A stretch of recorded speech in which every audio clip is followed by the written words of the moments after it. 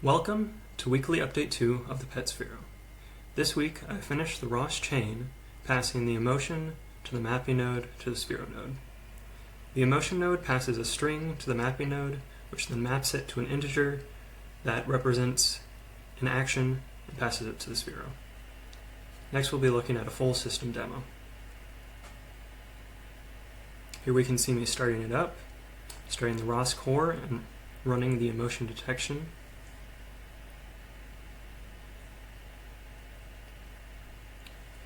And after 10 inputs of the same emotion, an action will be sent to the Sphero. In this case, the action is making the face light up.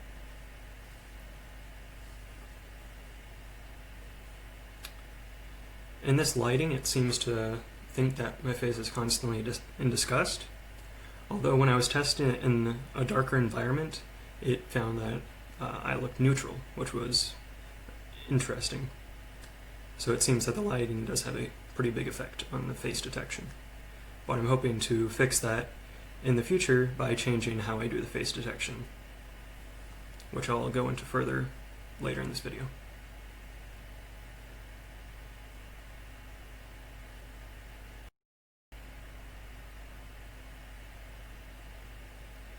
As we can see, the action is not super responsive when an emotion is done, but that isn't exactly the goal. You don't want to respond to one emotion. You want to respond to after a bunch of emotions have occurred, and once you know how the user is feeling.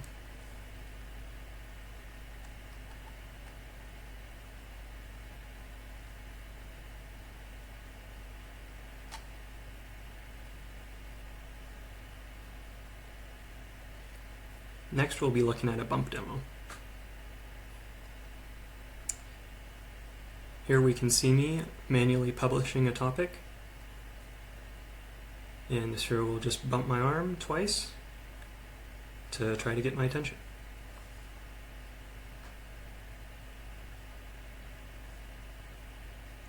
And now we'll see a face action demo.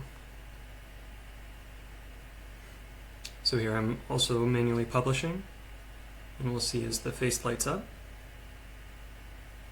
As we can see here, the face lights up 1 pixel at a time, and that's because of the PySphero library.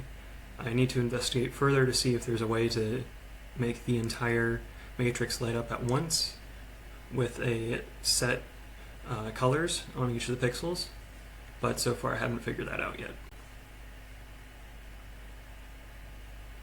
But it does kind of look cool, I will admit.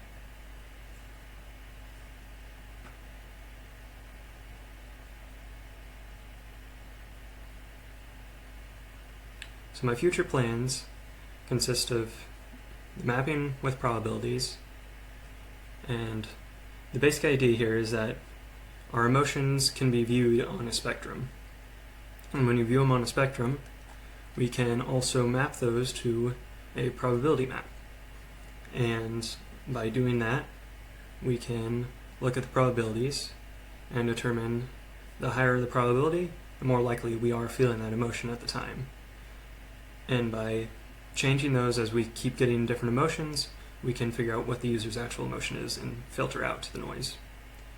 Additionally, I'm hoping to integrate a neural net into the emotion detection.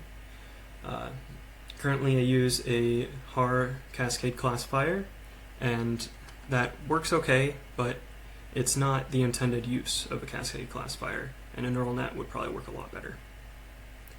Thanks for watching.